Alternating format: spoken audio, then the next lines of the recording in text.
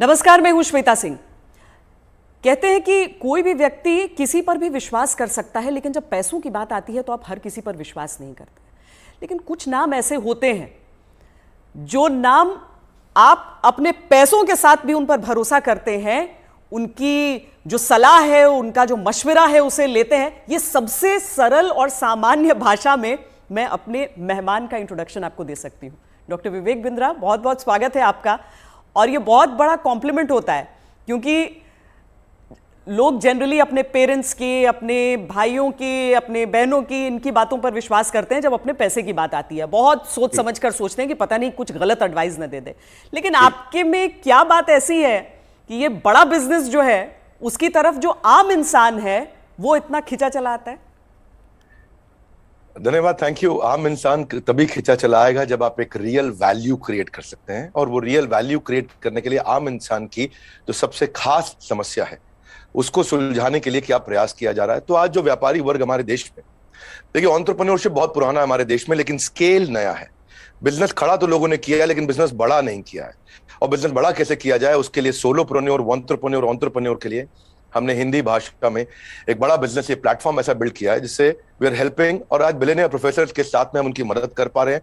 लगभग 10 करोड़ लोग हमारे वीडियोस हर महीने देखते हैं, विच इज 100 मिलियन का हमारा मंथली एक्टिव यूजर है, और एक फार रीचिंग इम्पैक्ट है। आज 750 डिस्ट्रिक्ट के अंदर आज हमारे ऑफिस, माइक्रो फ्रेंचाइजी उनके साथ में नीचे जाके एक आम आदमी का हैंड होल्डिंग कर रहे हैं। अपना ये एक मुद्दा है कि रिक्शा वाले को भी हम एक बड़ा एंटरप्रेन्योर टेक्नोलॉजी के साथ एनेबल, साधारण भाषा में सिखा के उसे कैसे आगे बढ़ा दें।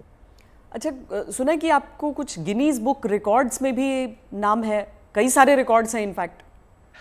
धन्यवाद, थैंक यू। हाँ, ठीक बात है। हालांकि ये वर्ल्ड रिकॉर्ड बनाना हमारा गोल नहीं है, वो एक आउटकम है। गोल हमारा था कि क्या हुआ पेंडेमिक में। अब मुझे वो 2020 का वो समय याद आता है जिस समय अप्रैल का टाइम था, बहुत ज्यादा सब जगह इतना ज्यादा उस समय माहौल पैनिक का था कि लोगों को समझ नहीं आ रहा था क्या किया जाए। तब हमने पहला एक वेबिनार किया। एक वेबिनार में अमूमन 100, 200, 500, 1000 लोग आते हैं। हमारे वेबिनार में 10 लाख, 15 लाख, 20 लाख लोग आए तो गिनीज वर्ल्ड रिकॉर्ड में आ गया। तो हमने स्ट्रैटेजी का, सेल्स का, ऑपरेशंस का, रिटेल का, स्टार्टअप का, हमने हर सब्जेक्ट पे, लीडरशिप पे, इन सब पे हमने वेबिनार्स किए, मार्केटिंग पे, और हर बार जो वेबिनार था वर्ल्ड रिकॉर्ड में आता चला गया। आज लगभग Guinness book of world record हमारे 9 हैं, और golden book of world record मिला के हमारे 10 वर्ल्ड रिकॉर्ड बन चुके हैं। ये जो शो आप कर रहे हैं, जो जीता वही Sikandar, horses table, good news today पर, इस शो का कॉन्सेप्ट क्या है? क्या है इस शो में? देखिए, वैसे तो होना चाहिए जो जीता वही चंद्रगुप्त मौर्य। हाँ। क्योंकि चंद्रगुप्त जीते थे, सिकंदर नहीं जीते, पर क्योंकि ये कहावत बहुत ज्यादा मशहूर है तो ये नाम भी रखा गया और बड़ा अच्छा चला। ये on the spot funding reality show है। इसमें 8 इन्वेस्टर आते हैं, हर एक इन्वेस्टर अपने साथ 5 करोड़ रुपए रेडी रखता है। 24 स्टार्टअप सामने आते हैं। स्टार्टअप आता है, रियलिटी शो है, पैसा इन्वॉल्व है। इसमें Sunil Shetty production, India TV, अपना इंडिया टुडे ग्रुप जो है हमारा, और सारे, मेरा जो रोल है इसमें मेंटर, कोच, एडवाइजर और स्टार्टअप गुरु का है। तो हम लोग मैक्रो इंडस्ट्री का एनालिसिस भी देते हैं और साथ में माइक्रो बिजनेस का एनालिसिस देते हैं। स्टार्टअप आता है, इधर सबके सब इन्वेस्टर बैठे रहते हैं, आमने सामने चर्चा होती है, वहीं सब ओके हो जाता है, वहीं पैसा और उनके बदले में उनकी इक्विटी ली जाती है। तो बड़ा अच्छा शो है। पैसा लेने के लिए देखिए कई तरीके हैं। सेल्फ फंड आदमी कर सकता है, दोस्त से ले सकता है, परिवार से ले सकता है, लेकिन जो एंजल इन्वेस्टमेंट है, वो एंजल इन्वेस्टमेंट वो आपसे छोटी सी एक ओनरशिप, हिस्सेदारी कंपनी में ले लेता है। जो एंजल आता है एंजल की तरह काम करता है। बहुत सारे एंजल इन्वेस्टमेंट के लिए बड़े अच्छे सारे प्लेटफॉर्म्स हैं, Startup Grind, Indian Angel Network, Venture Catalyst, Chennai Angel, Lead Angel, Sequoia, Nexus, Kalaari, Mumbai Angel, बहुत हैं। लेकिन तब भी बावजूद उसके केवल 2% लोगों को पैसा मिल पा रहा है। 98% लोग फेल हो जाते थे। तो उसी के लिए हम लोगों ने मिलकर ये शुरू किया हॉर्सेस टेबल, जहां पे हम और लोगों को पैसा दे सके, उनकी मदद कर सके। अगर उनके आइडिया में दम है तो उनकी ग्रोथ में हिस्सेदारी देने के लिए हमारे इन्वेस्टर साथ में आते हैं, और मैं उसको वहां पे आके मॉडरेट करता हूं, मैं अपनी एडवाइस देता हूं, जिसके बेसिस पे आगे हम लोग उसको आगे बढ़ा पाते हैं। मतलब इसमें कोई भी आ सकता है, कोई भी जो जिसके पास कोई आइडिया हो कि किस तरीके से आगे कोई बिजनेस हो सकता है। ज़रूरी नहीं है कि कोई बड़े बड़े ग्रुप्स हों, बिजनेस हाउसेज हों। ये मकसद क्या है इसका? आइडिया कहाँ से आया? श्वेता जी, यही तो मेन मुद्दा है कि अगर आज मैं गुवाहाटी के आगे वहां से 200 किलोमीटर दूर जाके, जहां असली भारत बसता है, जो केवल दिल्ली मुंबई में नहीं है, उन लोगों को हम ला सके, उनको बढ़ा सके। देखिए, आइडिया यहां से आया कि एक एडम स्मिथ नाम के जेंटलमैन रहे, उन्होंने मैक्रो इकोनॉमिक्स पे किताब लिखी है। 200 साल पुरानी किताब है, उसको पढ़ने के बाद कुछ नहीं चाहिए। वो कहते 4 चीजें होनी चाहिए एक जिस देश की पॉपुलेशन बढ़ रही है वहां बिजनेस अच्छा होगा, जहां टेंडेंसी टू कंज्यूम है, हमारे देश में स्वतंत्रता बहुत है, कुछ भी कंज्यूम कर सकते हैं, हमारा देश चाइना की तरह नहीं है। तीसरा, जहां एंटरप्रेन्योर बहुत है, और चौथा जहां इनोवेशन है। चारों लिहाज से 4 में से 3.5 नंबर इंडिया को दिए जाते हैं। इंडिया में एंटरप्रेन्योरशिप बहुत तेजी से बढ़ रहा है। तो हमारे को, आपने पूछा आइडिया कहां से आया, आइडिया यहां से आया कि गड्ढा ढूंढने का एक ट्रेनिंग दिया जा रहा है, इसके द्वारा लोगों को इंस्पायर किया जा रहा है कि कैसे एक स्टार्टअप आए, क्या वो कस्टमर का टाइम बचा रहा है तो उसको पैसा मिल सकता है, हाँ भाई बड़ा अच्छा कर रहे हो आप, क्या वो कस्टमर का एफर्ट बचा रहा है, क्या वो कस्टमर का कोई कंफ्यूजन घटा रहा है, क्या वो कस्टमर के लिए सामान सस्ता लेके आ रहा है, क्या वो कस्टमर की प्रायोरिटी पे उसको फोकस करा रहा है, क्या वो कस्टमर को बढ़िया स्किल सर्विस, क्या वो कस्टमर को कोई वेंडर आइडेंटिफाई करके दे रहा है, क्या कस्टमर के लिए कोई कन्वीनियंस क्रिएट कर रहा है। तो basically Urban Company, OYO, Swiggy, Ola, Zomato, Flipkart, Just Dial, Zoom, ये सब इंडियन स्टार्टअप्स हैं जो कस्टमर की कोई ना कोई समस्या को सुलझा रहे हैं, और जैसे वो समस्या सुलझाते हैं, और इसी के लिए हम इंस्पायर करना चाहते हैं कि स्टार्टअप ऐसा ही है जो कस्टमर की बर्निंग प्रॉब्लम को, ज्वलंत समस्या को सुलझा सके। पर इसके आगे क्या होगा? मतलब अगर कोई इंसान है, जैसे मान लीजिए मेरे पास ही कोई आइडिया है, तो मुझे तो बिजनेस चलाने के बारे में मालूम नहीं है, फंडिंग अगर मान लीजिए मुझे मिल भी जाती है यहाँ पर, तो आगे क्या बिजनेस चलाने में मदद भी मिलेगी? बहुत अच्छा प्रश्न है आपका। देखो, जब इन्वेस्टर आता है ना, तो वो स्मार्ट कैपिटल लेके आता है, केवल पैसा नहीं लाता है, वो एक हैंड होल्डिंग सपोर्ट लेके आता है। बड़ा बिजनेस साथ में हमारी कंपनी भी आ रही है, तो हम उनको लाइफ टाइम मेंबरशिप देते हैं, ट्रेनिंग देते हैं। देखिए, जब इन्वेस्टर आता है तो वो स्टार्टअप को मेंटरशिप देता है, एडवाइस देता है, रिसोर्सेज देता है। तो इसीलिए ये जो हॉर्सेस टेबल है, जो हमारे आज यूट्यूब चैनल पे आ रहा है, जीएनटी पे आ रहा है, गुड न्यूज टुडे, और अच्छा नेटवर्क आपने चालू किया है, तो ये हम यहाँ पे इन्वेस्टर एक स्टार्टअप को आगे जाके और फंड रेज करने में मदद करता है कि सीरीज ऑफ इन्वेस्टमेंट पिचेस डाल सके। हर स्टेज पे उसके साथ इन्वॉल्व होता है। एक आइडिया स्टेज से रेवेन्यू जनरेटिंग स्टेज तक इन्वेस्टर साथ में जुड़ता है। कई बार तो इन्वेस्टर अपना फ्री ऑफिस स्पेस भी देता है। अगर आपकी कंपनी छोटी है, आप हमारे ऑफिस जाकर शुरू कर सकते हो। उनको डिजिटल मार्केटिंग सपोर्ट देता है, टेक्नोलॉजी बनाने में, मैन पावर लाने में। तो ऐसा नहीं, इतना ही नहीं है, बल्कि मैं आपसे ये भी बताऊंगा कि फंड का इस्तेमाल कैसे हो रहा है, इस पर भी स्टार्टअप आकर के स्टार्टअप के ऊपर इन्वेस्टर नजर रखता है। इन्वेस्टर देखता है कि ड्यू डिलिजेंस करता है, उनको स्मार्ट कैपिटल देता है, उनके नेटवर्क को बढ़ाता है, उनको फ्यूचर इन्वेस्टर अट्रैक्ट करने में पूरी मदद करता है, उसको ब्रांड बिल्डिंग करता है, उसका माउथ पीस बन जाता है। वो केवल पैसा नहीं इन्वेस्ट करता है, वो उसको पूरी गाइडेंस देता है आगे, उसको बिल्कुल हॉक आई के साथ में जुड़ा रहता है, उनकी रिपोर्ट्स लेता है हर हफ्ते, हर महीने। ऐसा नहीं कि जैसे लिस्टेड कंपनी तो क्वार्टरली रिपोर्टिंग करते हैं, इनसे तो हर महीने रिपोर्ट किया। तो स्टार्टअप पे कड़ी नजर भी रहती है कि वो पैसा कैसे इस्तेमाल कर रहा है, और उसको हैंड होल्डिंग करके सपोर्ट करके ग्रोथ के लिए भी मदद की जाती है। इसीलिए इसी लिहाज से हॉर्सेस टेबल एक रेवोल्यूशनरी कॉन्सेप्ट है जो आज जीएनटी के साथ बड़ा बिजनेस मिलकर के लेके आया है। ये बड़ी अच्छी चीज़ है, क्योंकि थोड़ा तो मार्गदर्शन भी चाहिए सबको, लेकिन नज़र भी रखनी ज़रूरी है। लेकिन एक थ्योरी ये भी है डॉक्टर विवेक बिंद्रा कि स्टार्टअप्स का बबल एक क्रिएट हुआ था, और वो जो बुलबुला है वो अब धीरे धीरे फूट रहा है। आपकी क्या सोच है इस पर? नहीं, मैं ऐसा बिल्कुल नहीं मानता। ये कोई बुलबुला नहीं, ये रियल सब्सटेंस है। अगर ये बबल है तो हमें मानना होगा कि 700 मिलियन इंटरनेट यूजर भी इंडिया में बबल है। इंटरनेट यूज करना बंद कर देंगे क्या लोग? आज UPI card payments, net banking, transaction, ये सब बंद हो जाएगा। अक्टूबर में ही साल $100 बिलियन की ट्रांजैक्शन यूपीआई पे इंडिया में हुई है। ये स्टार्टअप का नतीजा है। रेवोल्यूशनाइज किया है डिजिटल ट्रांजैक्शंस को, ये स्टार्टअप का नतीजा है। बहुत सक्सेसफुल स्टार्टअप्स आ रहे हैं। 42 नए यूनिकॉर्न 1 साल में आए हैं। आप समझिए, जितने यूनिकॉर्न 10 साल में बने, यूनिकॉर्न का मतलब 7,500 करोड़ की कंपनी, जितने स्टार्टअप 10 साल में बने, उतने ही स्टार्टअप पिछले 1 साल में भी बन गए। तो ये बबल नहीं है। इंडिया इस समय टॉप 3 यूनिकॉर्न प्रोड्यूसर में जो स्टार्टअप के है उसका नाम आ चुका है। यानी कि हर 9 दिन के अंदर हमारे देश में एक नया $1 बिलियन स्टार्टअप पैदा हो रहा है। स्टार्टअप जो है ना, ये अब 2011 में 9.5 साल लगा करते थे, और उसके बाद ये समय कम होता चला गया। 2012 से जो स्टार्टअप आया वो 4.5 साल में $1 बिलियन हो गए। आप ये समझिए कि ट्रैवल एजेंसी जो होती थी वो Goibibo, Thomas Cook, Make My Trip में आ गई। सरकारी नौकरी घट रही है, स्टार्टअप बढ़ रहे हैं।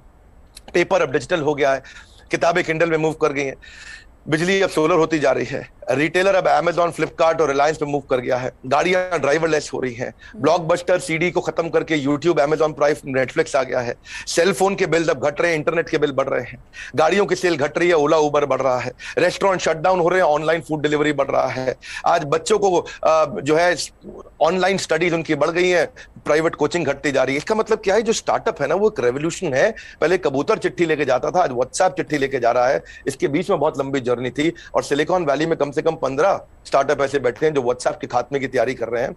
और नेक्स्ट जो रेवोल्यूशन आएगा, नेक्स्ट सिलिकॉन वैली आने वाले समय में बेंगलुरु से शुरू होकर के भारत से ही आगे निकलेगा। वाह, क्या बात। लेकिन कई स्टार्टअप्स फेल भी तो होते हैं, कई स्टार्टअप्स फेल हो जाते हैं, इसकी वजह क्या रहती है? श्वेता देवी, ऐसा स्टार्टअप फेल होने के मेन 8-10 बड़े कारण होते हैं। पहला तो कोई डिफरेंशिएशन ना हो, आप वही कर रहे हो जो बाजार में सब कर रहे हैं। दूसरा, फोकस की कमी हो, सारी चीजें करने में लगे हैं, फोकस नहीं है। तीसरा, उनकी एग्जीक्यूशन की स्पीड कमी है। चौथा, अगर बिजनेस अच्छा ले भी आए तो रेकरिंग रेवेन्यू नहीं है, वो कस्टमर के साथ माल दो पैसा लो रिश्ता खत्म।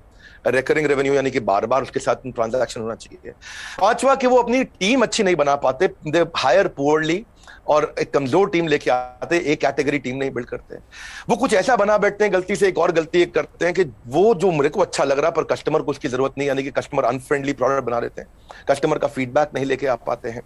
पैशन नहीं होता है, प्रॉफिट के चक्कर में चले गए लेकिन पैशन नहीं है, ये बड़ा जरूरी है। आंसर बड़ा महत्वपूर्ण है। जो आज व्यूअर देख रहे हैं उनको ये समझना चाहिए कि अगर बिजनेस मॉडल और रेवेन्यू मॉडल कमजोर है, प्री मैच्योर स्केल किया, बिजनेस खड़ा हुआ नहीं, बड़ा करने पहले निकल गए, बिना टेक्नोलॉजी के स्केल किया और उसके चक्कर में फिर आपने कर्जा भी ले लिया, तो फिर जो है वो एग्जीक्यूशन और स्लो होगा, प्रॉफिट और कैश फ्लो खत्म होगा, और फिर कैश बर्नआउट के बाद आप फंड भी रेज नहीं करेंगे। यही मुख्य कारण होते हैं कि स्टार्टअप फेल होते हैं। तो पहले बिजनेस को खड़ा करना है, बाद में बिजनेस को बड़ा करना है। क्या हम समझे कि एक स्टार्टअप कल्चर है अब, और ये डेवलप हो रहा है, और ऐसे में भविष्य से आपकी क्या उम्मीदें हो जाती हैं?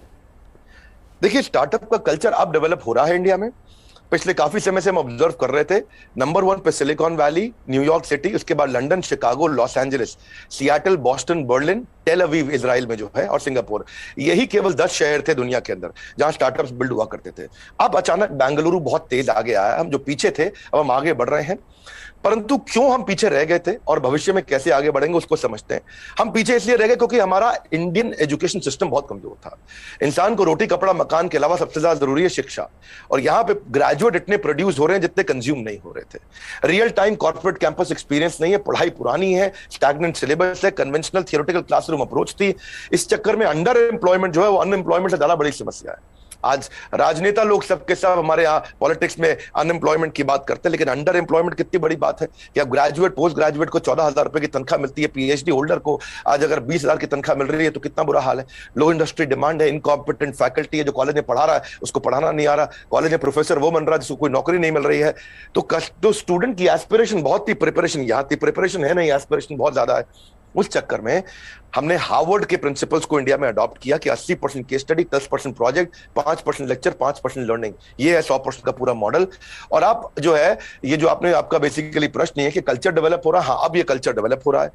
ओरिजिनल क्वेश्चन आपका यही है कि कल्चर ऑफ इनोवेशन आ रहा है, और इससे ना इकोनॉमिक एक्टिविटीज, मनी सर्कुलेशन अपने आप इंप्रूव होता है, और इससे देश में फर्क आ रहा है। मेरा कंक्लूजन यही है कि लोगों के पास आइडियाज हैं, कैपेबिलिटी है। हमने जो ये शुरू किया है हॉर्सेस टेबल, जो जीता वही सिकंदर, ये एक ऐसा रेवोल्यूशनरी कॉन्सेप्ट है जिससे एक आम आदमी को भी ना मन में ये फीलिंग आ गया है, यार आइडिया देने पे पैसा मिल सकता है तो मुझे भी कुछ करना चाहिए। केवल आइडिया देने पे पैसा मिल रहा है, भैया तो कमाल हो गया है, मैं भी आता हूं, मैं भी आगे बढ़ता हूं। बड़ा उत्साह इस समय बढ़ रहा है देश का।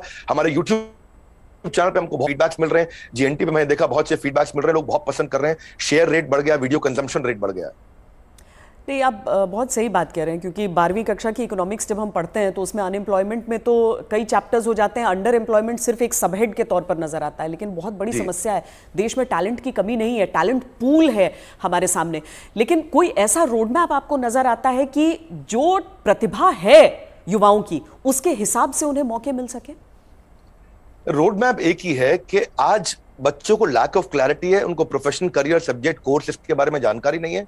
तो रोड मैप केवल एक ही है कि उसको कंटिन्यूअस लर्निंग का मतलब है कंटिन्यूअस अर्निंग। उसको अपने साथ एक डिसिप्लिन बिल्ड करके अपने साथ मूक यानी कि मैसिव ओपन ऑनलाइन कोर्सेज दुनिया भर में आ गए, लगातार सीखने से खाली दिमाग खुले दिमाग में परिवर्तित हो जाएगा। अब जो anyone who keeps on learning he will stay young forever, ये हेनरी फोर्ड ने बोला है। बड़ा बिजनेस भी इसीलिए आया, दुनिया भर में कॉर्पोरेट ट्रेनिंग हो रही थी, स्किल डेवलपमेंट हो रहा था, K-12 की बात हो रही थी, टेस्ट प्रिपरेशन हो रहे थे, बायजूस, वेदांतु सब आ गए, लेकिन एक आम आदमी के लिए, व्यापारियों के लिए सिखाने के लिए कुछ नहीं था। तो रोड मैप ये है कि आपको आज लर्निंग पे फोकस करना चाहिए।